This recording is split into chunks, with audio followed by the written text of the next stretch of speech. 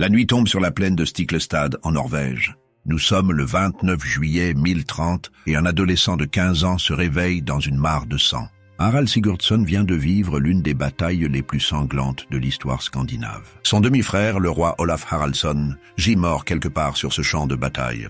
L'armée norvégienne a été écrasée par les forces danoises de Knut le Grand. Harald lui-même porte une blessure profonde, mais il sait qu'il ne peut pas rester. Les vainqueurs ne feront pas de prisonniers parmi les membres de la famille royale. Un groupe de fidèles le trouve et le cache dans une ferme isolée. Pendant des semaines, il reste caché pendant que ses plaies guérissent. Mais Harald comprend que la Norvège n'est plus un endroit sûr pour lui. Il doit fuir vers l'est, loin des terres contrôlées par les Danois. À l'automne 1030, Harald et quelques compagnons loyaux traversent les montagnes vers la Suède, puis continuent leur voyage vers la Rus de Kiev.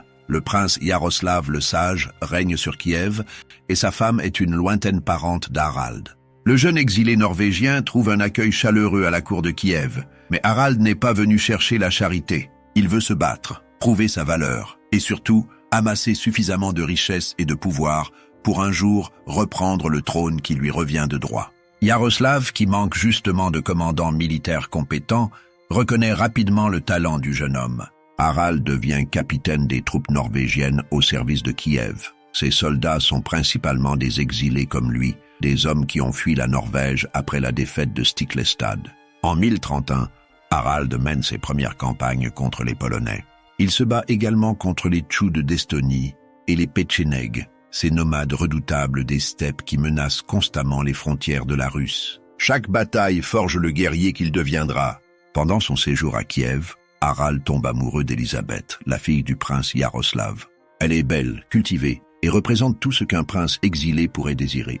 Harald demande sa main, mais Yaroslav refuse net. Le message est clair, un capitaine sans royaume n'est pas un parti acceptable pour une princesse de Kiev. Harald comprend qu'il doit partir, aller plus loin, chercher fortune ailleurs. Il a entendu parler de Miklagard, la ville aux 1000 merveilles, que les Grecs appellent Constantinople. C'est là-bas que les guerriers nordiques peuvent vraiment faire fortune. En 1033 ou 1034, Harald rassemble environ 500 hommes, des guerriers norvégiens prêts à le suivre au bout du monde. Ensemble, ils descendent le Dniepr, traversent la mer Noire et arrivent devant les murailles impressionnantes de Constantinople. La capitale de l'Empire byzantin s'étend devant eux comme un rêve doré. Les coupoles brillent au soleil, les marchés regorgent de marchandises venues de Chine, d'Inde et d'Afrique. Mais ce n'est pas la beauté de la ville qui intéresse Harald, c'est la garde Vareg. La garde Vareg est la formation d'élite de l'armée byzantine composée principalement de guerriers scandinaves et anglo-saxons. Ces hommes servent comme garde du corps personnel de l'empereur et participent aux campagnes militaires les plus importantes. Le salaire est excellent et les opportunités de pillage encore meilleures. Harald et ses 500 hommes sont rapidement recrutés. L'Empire a besoin de soldats et les Vareg ont la réputation d'être les meilleurs. L'empereur Michel IV règne lorsque Harald arrive. C'est un ancien changeur de monnaie qui a épousé l'impératrice Zoé pour accéder au pouvoir. Michel souffre d'épilepsie et s'appuie lourdement sur son frère Jean l'orphanotrophe pour gouverner. L'Empire byzantin est alors engagé dans plusieurs conflits. Les Arabes menacent les frontières orientales, la Sicile doit être reconquise et les Bulgares se révoltent régulièrement. Harald va participer à toutes ces campagnes. Sa première mission l'emmène en Asie mineure et en Irak, où il combat les forces arabes et les pirates qui infestent la région. Harald capture 80 forteresses arabes selon les chroniques de l'époque. Il apprend à utiliser le feu grégeois, cette arme terrible que les Byzantins gardent jalousement secrète. Le feu grégeois est une substance inflammable qui brûle même sur l'eau, capable de détruire des flottes entières. Harald voit ses ennemis se consumer dans des flammes vertes et comprend la puissance de l'empire qu'il sert. En 1038, Harald participe à l'expédition byzantine en Sicile. L'île a été conquise par les Sarrasins et l'empereur veut la reprendre. Harald se bat aux côtés de mercenaires normands sous les ordres du général Georges Maniakès. Ensemble, ils libèrent des villes de Messine à Syracuse. Harald découvre que la guerre peut être extrêmement profitable. Chaque ville conquise est pillée et les Varegs ont droit à leur part du butin. Harald envoie régulièrement ses trésors à Yaroslav à Kiev pour qu'ils soient gardés en sécurité. Mais la campagne de Sicile tourne mal. Maniakès entre en conflit avec les autres commandants byzantins et est rappelé à Constantinople. Les Arabes contre-attaquent et reprennent la plupart des territoires conquis. Les Varegs sont rappelés en urgence à la fin de 1041. Une nouvelle menace pèse sur l'Empire. La Bulgarie se soulève sous la direction de Pierre d'Eljan. Harald est envoyé en Bulgarie avec la garde Vareg. La révolte bulgare est brutale et la réponse byzantine l'est tout autant. Harald gagne le surnom de brûleur de Bulgares à cause de la férocité avec laquelle il écrase la rébellion. Des villages entiers sont incendiés, les rebelles capturés sont aveuglés ou mutilés. C'est la guerre totale, sans pitié. Mais Harald fait son travail avec une efficacité redoutable et la révolte est écrasée.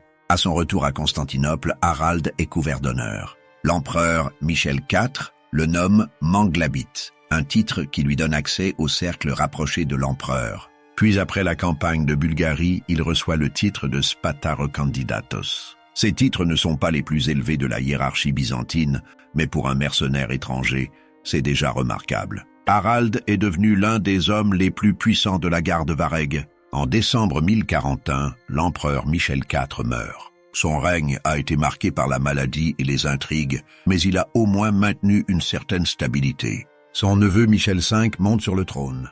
Le nouvel empereur est jeune, ambitieux et profondément ingrat. Michel IV avait été placé sur le trône grâce au mariage avec l'impératrice Zoé, mais son neveu ne voit pas les choses de la même manière. Zoé avait accepté d'adopter Michel V en échange de la promesse qu'elle conserverait son statut d'impératrice. Michel V oublie rapidement ses promesses. Dès son accession au pouvoir, Michel V commence à éliminer tous ceux qui ont soutenu son oncle. Il fait emprisonner Jean l'orphanotrophe et ses autres oncles dans un monastère isolé. Puis il fait castrer ses cousins pour s'assurer qu'ils ne pourront jamais revendiquer le trône. Mais son erreur la plus grave est de s'en prendre à Zoé. En avril 1042, après seulement 4 mois de règne, Michel V fait arrêter l'impératrice et l'envoie dans un couvent. C'est une erreur catastrophique. Zoé est née dans la pourpre, ce qui signifie qu'elle est née pendant le règne de son père.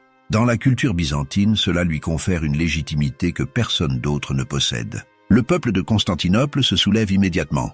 Les rues s'embrasent, les émeutiers envahissent le palais. La garde Vareg se divise. Certains restent loyaux à Michel V, mais d'autres, menés par Harald, choisissent de soutenir Zoé et les rebelles. Les combats dans les rues de Constantinople sont violents. Des milliers de personnes meurent dans les affrontements. Des quartiers entiers sont incendiés. Finalement, Michel V comprend qu'il a perdu. Il tente de se réfugier dans un monastère, espérant que son statut de moine lui garantira la vie sauve. Mais le peuple réclame sa punition. Des soldats viennent le chercher et l'aveuglent avec un fer rouge. Selon certaines sources, c'est Harald lui-même qui accomplit cet acte brutal. Zoé est restaurée sur le trône aux côtés de sa sœur Théodora. Les deux impératrices règnent ensemble pendant quelques mois, mais Zoé, âgée de 64 ans, décide rapidement qu'elle a besoin d'un homme pour l'aider à gouverner. En juin 1042, elle épouse Constantin Monomaque, un aristocrate qui avait été exilé par Michel IV. Constantin IX devient empereur, et Harald se retrouve à la cour d'un troisième souverain byzantin. Mais la relation entre Harald et la nouvelle administration impériale est compliquée. Selon certaines chroniques, Zoé s'était intéressée à Harald, le grand guerrier blond venu du Nord. D'autres sources suggèrent qu'Harald avait une liaison avec la princesse Maria, la maîtresse de Constantin IX. Quoi qu'il en soit, Harald comprend qu'il est temps de partir. Il a accumulé suffisamment de richesses, il a gagné suffisamment de gloire. La Scandinavie l'appelle. Harald demande la permission de quitter Constantinople, mais l'impératrice Zoé refuse. Un guerrier aussi talentueux est trop précieux pour être laissé partir. Mais Harald n'est pas homme à accepter un refus. À l'automne 1042, il est arrêté et emprisonné. Les accusations varient selon les sources. Détournement de fonds, relations illicites avec une noble dame, voire meurtre. Il est possible que Constantin IX voulait simplement se débarrasser d'un Vareg devenu trop puissant. La prison ne retient pas Harald longtemps. Avec l'aide de Vareg loyaux, il s'évade. Mais il ne part pas les mains vides. Selon les sagas, il retourne au palais et crève les yeux de Constantin IX avant de fuir. Les historiens modernes doutent de cette version, mais elle montre la réputation de férocité qu'Harald avait acquise. Ce qui est certain, c'est qu'Harald vole 2 navires et tente de fuir par le Bosphore. Le problème, c'est que les Byzantins contrôlent le détroit avec une énorme chaîne tendue en travers de la Corne d'Or. Cette chaîne peut couler n'importe quel navire qui tente de la franchir. Harald met au point un plan audacieux. Il fait monter tous ses hommes à l'arrière du navire pour lever la proue. Le bateau glisse sur la chaîne. Puis, au moment crucial, il ordonne à ses hommes de courir vers l'avant. Le poids fait basculer le navire de l'autre côté de la chaîne. Le second navire n'a pas cette chance et coule, mais Harald s'échappe. Il retourne à Kiev à la fin de 1042. Yaroslav l'accueille chaleureusement. Et cette fois, quand Harald demande la main d'Élisabeth, le prince accepte. Harald est maintenant immensément riche, célèbre dans tout le monde connu et prêt à retourner en Scandinavie pour réclamer son héritage. Il épouse Élisabeth en 1043 et le couple reste à Kiev pendant environ 2 ans pendant que Harald planifie son retour. En 1045, Harald apprend que la situation en Scandinavie a changé. L'empire de Knut le Grand s'est effondré après sa mort. Son fils Magnus le Bon règne maintenant sur la Norvège et le Danemark. Magnus est le fils d'Olaf, le demi-frère d'Harald mort à Stiklestad. Techniquement, Magnus est le neveu d'Harald, mais il est aussi son rival pour le trône de Norvège. Harald forme une alliance avec Sven Estridsson, qui prétend au trône du Danemark. Ensemble, ils décident de défier Magnus. Harald charge ses navires avec l'or et l'argent qu'il a accumulé pendant ses années au service de Byzance. Il rassemble une armée et navigue vers la Scandinavie. Mais en cours de route, il apprend que Magnus lui propose un accord. Ils partageront le trône de Norvège si Harald partage ses richesses et abandonne son alliance avec Sven. Harald accepte. En 1046, il devient co-roi de Norvège aux côtés de son neveu Magnus. L'arrangement est surprenant, mais il fonctionne parce que les deux hommes se respectent mutuellement. Magnus est un dirigeant aimé de son peuple, mais il n'a pas l'expérience militaire d'Harald. Harald est un guerrier redoutable, mais il manque de la légitimité que Magnus possède en tant que fils d'un roi saint. Le co-règne dure moins d'1 an. En octobre 1047, Magnus meurt sans héritier lors d'une campagne militaire contre Sven au Danemark. Certaines sources suggèrent qu'il était mort des suites de blessures reçues au combat. D'autres parlent de maladie. Ce qui est certain, c'est que sa mort fait d'Harald le seul roi de Norvège. Sven Estridsson, l'ancien allié d'Harald, devient roi du Danemark. Mais Harald n'a pas l'intention de laisser le Danemark à Sven. Harald Hardrada, le nom signifie « au commandement dur » ou « l'impitoyable », règne sur la Norvège pendant près de 20 ans. Son règne est marqué par 2 choses, la guerre constante contre le Danemark et le renforcement brutal de l'autorité royale en Norvège. Harald a passé trop de temps dans des royaumes centralisés comme Byzance pour tolérer les petits seigneurs norvégiens qui se comportent comme des rois indépendants. Il commence par éliminer systématiquement les nobles qui pourraient menacer son pouvoir. Certains sont exécutés, d'autres sont exilés, d'autres encore sont ruinés financièrement. Harald impose des taxes élevées et frappe une nouvelle monnaie, mais cette monnaie est délibérément dégradée, ce qui augmente ses profits aux dépens de son peuple. Ceux qui protestent sont traités sans pitié. Harald n'a pas oublié les leçons apprises à Constantinople. Le pouvoir doit être concentré entre les mains du souverain, mais c'est le Danemark qui occupe la majeure partie de son attention. Harald considère que le Danemark devrait lui appartenir. Pendant 15 ans, de 1048 à 1064, il mène une guerre quasi continue contre Sven Estridsson. C'est une guerre d'usure, une succession de raids navals, de batailles terrestres et de pillages systématiques. Harald brûle la ville de Hedeby en 1049, l'un des principaux centres commerciaux du Danemark. Il ravage les côtes danoises année après année. La stratégie de Harald semble être de démontrer que Sven ne peut pas protéger son peuple. Si les Danois perdent confiance en leur roi, pense Harald, ils finiront par l'abandonner. Mais Sven est plus résistant qu'Harald ne l'imaginait. Même après des défaites répétées, même après avoir vu ses villes brûler, Sven continue de se battre. Le peuple danois reste loyal à leur roi.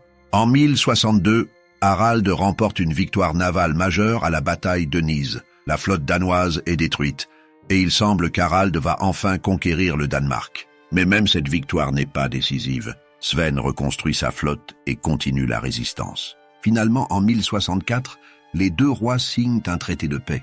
Harald abandonne ses prétentions sur le Danemark, et Sven abandonne ses prétentions sur la Norvège. Aucune compensation n'est payée d'un côté ou de l'autre. Les frontières restent inchangées. Pour Harald, c'est une défaite humiliante. Il a passé 15 ans à se battre pour le Danemark, et il n'a rien gagné. Mais le traité de paix libère son attention pour d'autres projets.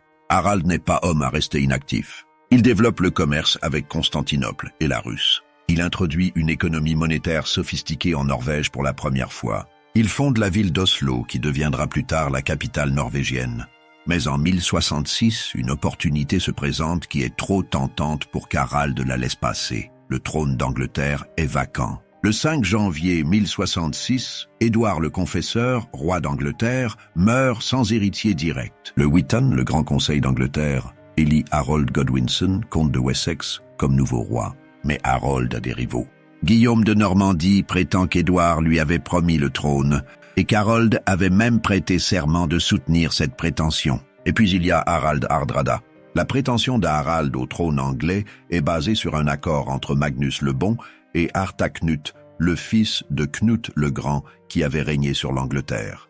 Les deux rois avaient convenu que si l'un mourait sans héritier, l'autre hériterait de son royaume. Harthacnut était mort en 1042 et Magnus avait prétendu que cela lui donnait des droits sur l'Angleterre. Harald, en tant que successeur de Magnus, considère que ces droits lui sont transmis. En réalité, la prétention d'Harald est faible, et il le sait. Mais ce n'est pas vraiment une question de droit légitime.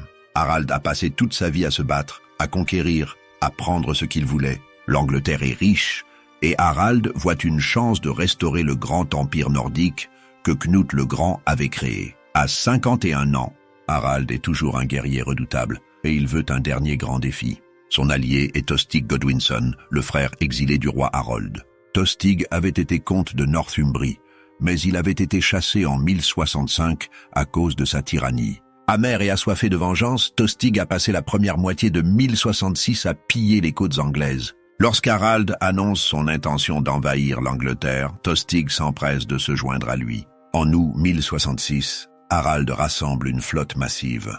Les chroniques parlent de 300 navires, bien que ce chiffre inclue probablement des navires de ravitaillement. L'armée norvégienne compte probablement entre 7000 et 9000 hommes. Harald s'arrête aux Orcades, où il recrute des renforceurs, puis il traverse la mer du Nord et remonte l'estuaire de l'Humber en septembre. Les Norvégiens débarquent à Riccal et avancent sur York. Le 20 septembre 1066, ils rencontrent une armée anglaise menée par Edwin, comte de Mercie, et Morcar, comte de Northumbrie. La bataille de Fulford est brutale, mais Harald remporte une victoire décisive. Les comtes anglais sont écrasés, et beaucoup de leurs hommes se noient dans un fossé en tentant de fuir. York se rend sans combattre. Harald est au sommet de sa gloire.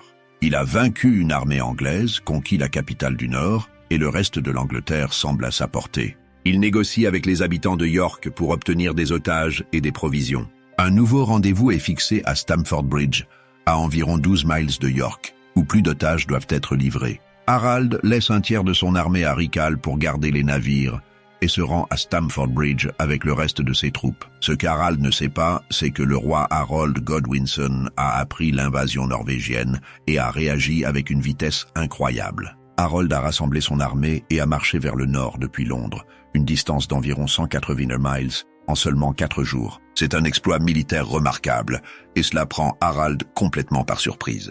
Le matin du 25 septembre 1066 est chaud et ensoleillé.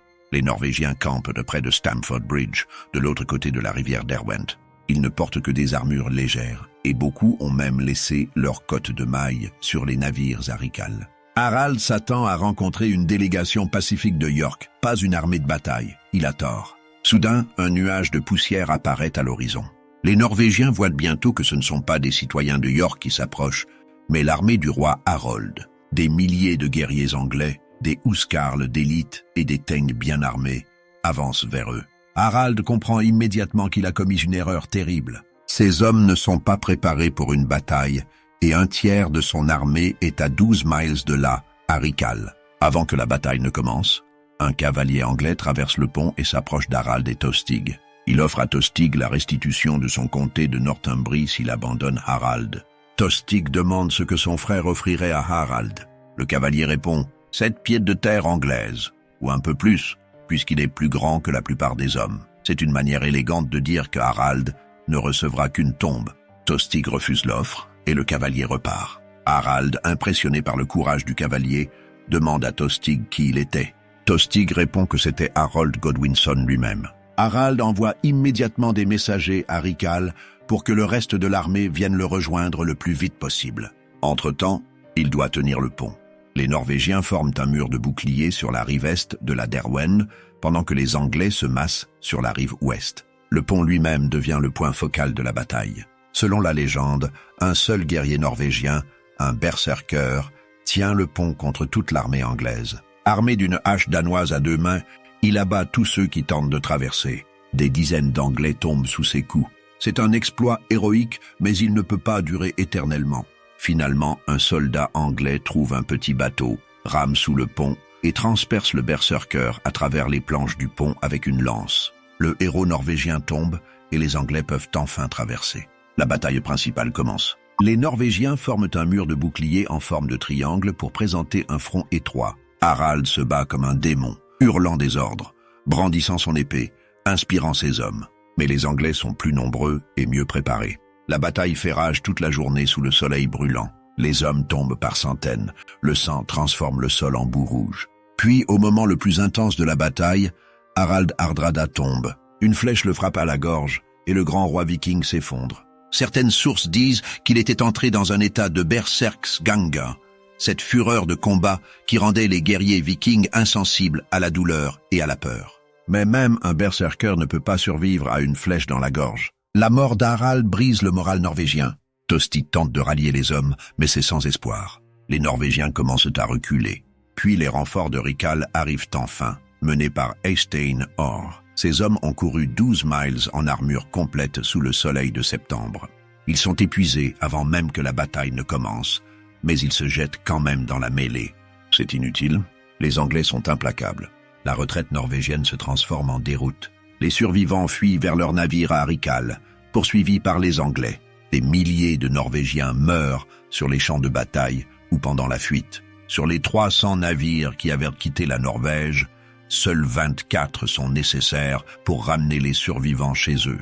Harald Hardrada, le dernier grand roi viking, est mort, et avec lui meurt l'ère viking. L'histoire d'Harald Hardrada se termine à Stamford Bridge, mais l'histoire de l'Angleterre ne fait que commencer. 3 jours après la bataille, Guillaume de Normandie débarque à Pevensey, dans le sud de l'Angleterre. Le roi Harold doit immédiatement marcher vers le sud avec son armée épuisée. Le 14 octobre 1066, à Hastings, Harold affronte Guillaume. L'armée anglaise, affaiblie par 2 batailles majeures en moins d'1 mois, est vaincue. Harold est tué et Guillaume devient roi d'Angleterre. Si Harald Hardrada n'avait pas envahi le nord de l'Angleterre en septembre 1066, l'histoire aurait pu être très différente. Harold Godwinson aurait pu affronter Guillaume avec une armée reposée et au complet. La conquête normande aurait pu échouer. Mais Harald a forcé Harold à combattre 2 batailles majeures en 3 semaines, et cette double épreuve a été fatale. Harald Hardrada était un homme de contradiction. Il était à la fois un guerrier impitoyable et un roi capable d'introduire des réformes économiques sophistiquées. Il était loyal envers ceux qui le servaient fidèlement, mais brutal envers quiconque menaçait son pouvoir. Il a vécu une vie qui aurait pu remplir 3 existences normales: prince exilé, mercenaire au service de la Russe, commandant de la garde Vareg, roi de Norvège et enfin envahisseur de l'Angleterre. Peu d'hommes dans l'histoire ont servi autant de maîtres puissants. Harald a combattu pour le prince Yaroslav le Sage de Kiev. Il a servi 3 empereurs byzantins, Michel IV, Michel V et Constantin IX. Il a vu les splendeurs de Constantinople, les déserts de l'Irak, les collines de Sicile et les fjords de Norvège. Il a combattu contre les Arabes, les Bulgares, les Danois et les Anglais.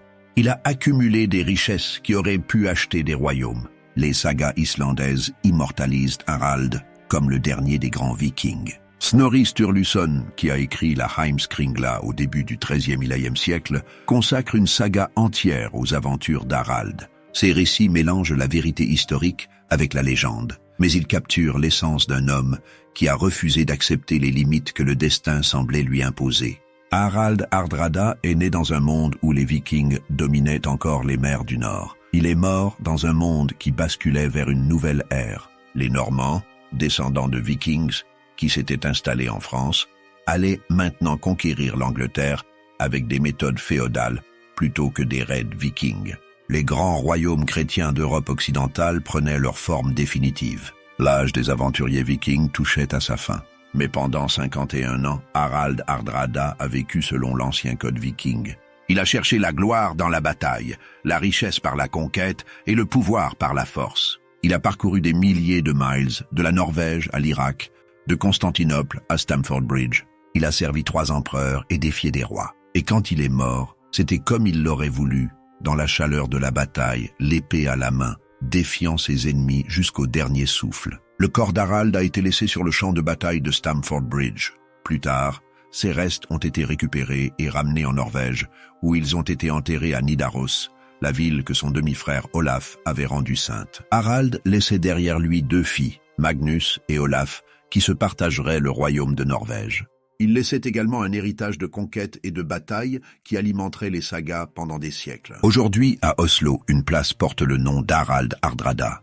Un bas-relief en bronze le représente à cheval, rappelant l'homme qui a fondé la ville. À Stamford Bridge, un monument marque l'endroit où le dernier grand roi viking est tombé. Ces monuments nous rappellent un homme qui a refusé d'accepter la défaite, qui a transformé l'exil en aventure et qui a cherché la grandeur dans tous les coins du monde médiéval. Harald Hardrada était plus qu'un simple guerrier.